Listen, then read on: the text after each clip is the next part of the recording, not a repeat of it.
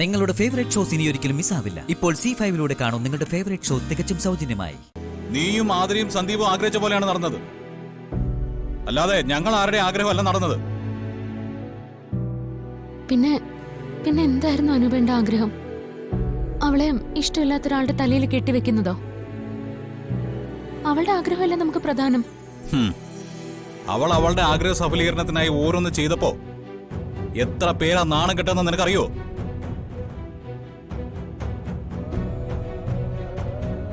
പണത്തിന്റെ കുറവ് ഇവിടെ ഉണ്ടായിരുന്നുള്ളൂ. അതൊരിക്കലും ഈ കുടുംബത്തിന്റെ സൽപ്പേരിനെ ബാധിച്ചിട്ടില്ല. അതിന് ഞാൻ സമ്മതിച്ചിട്ടില്ല. ഒരു ദിവസം കൊണ്ട് ആ സൽപ്പേരും അഭിമാനവും എല്ലാം പോയില്ലേ? ആരാ കാരണം? എന്റെ 2 സഹോദരിമാര്. അത് എന്നെ കൊണ്ട് പൊറുക്കാനും മറക്കാനും പറ്റുന്ന ഒന്നല്ല. മരണം വരെ ഇനി അതങ്ങനെ തന്നെ ആയിരിക്കും ചെയ്യും. നിന്നെ അവളെയും ഈ പടിക്കകത്ത് കാലുകുത്താൻ ഞാൻ അനുവദിക്കരുതെന്ന് കരുതിയിരിക്കുകയായിരുന്നു.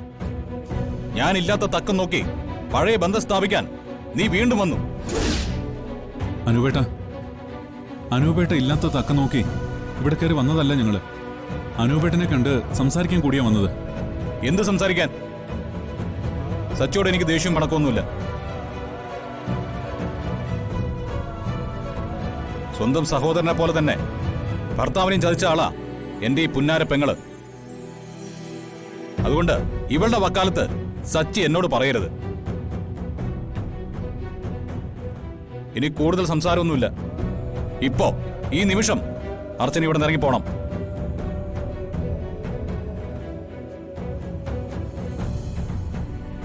ഇനി ഒരിക്കലും ഇവിടേക്ക് കയറി വരികയും ചെയ്യരുത്.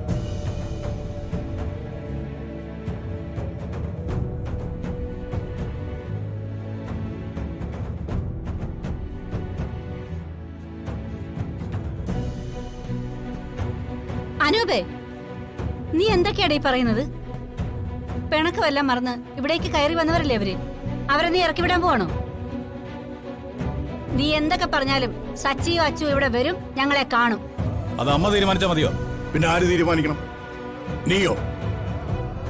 എനിക്കും കമലയ്ക്കും ഞങ്ങളുടെ മക്കളെ കാണാനും സംസാരിക്കാനും നിന്റെ അനുവാദം വേണം. അർച്ചനയും ആതിരയും നിന്റെ സഹോദരിമാര്. അവരെ പ്രസവിച്ചത് ദാ ഈ നിൽക്കുന്ന നിന്റെ അമ്മയും.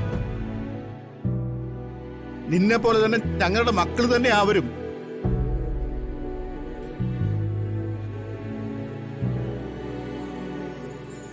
അനൂപേ, നീ നേരത്തെ പറയുന്നത് കേട്ടു. നിന്നെ പോലെ സച്ചിയെ ഇവളെ ചതിച്ചു വന്ന്. അതുകൊണ്ട് നീ കാണിക്കുന്ന പോലെ സച്ചി ഇവളോട് കാണിക്കണമെന്നാണോ? അങ്ങനെയാണോ നീ ഉദ്ദേശിച്ചത്?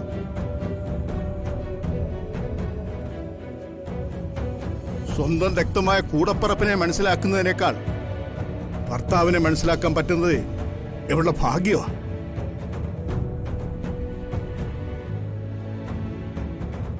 നീ പറയുന്ന കാര്യങ്ങൾ ഒരു പരിധി വരെ ഞങ്ങൾ മാനിക്കും, അനുസരിക്കും. പക്ഷേ ഈ വീട്ടിലെ അവസാന വാക്ക് നിന്റെ അല്ല. അത് എന്നെ ചിതയിലേക്ക് എടുത്തു വെച്ച ശേഷം മതി. അതിനു മുമ്പ് വരെ ഈ വീട്ടിലെ കാര്യങ്ങൾ നോക്കുന്നതും തീരുമാനമെടുക്കുന്നതും ഞാൻ തന്നെയാ.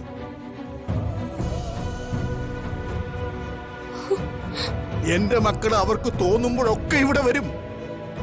നിനക്കിഷ്ടമില്ലെങ്കിൽ ആ സമയത്ത് നീ എങ്ങോട്ടെങ്കിലും ഇറങ്ങിപ്പോ.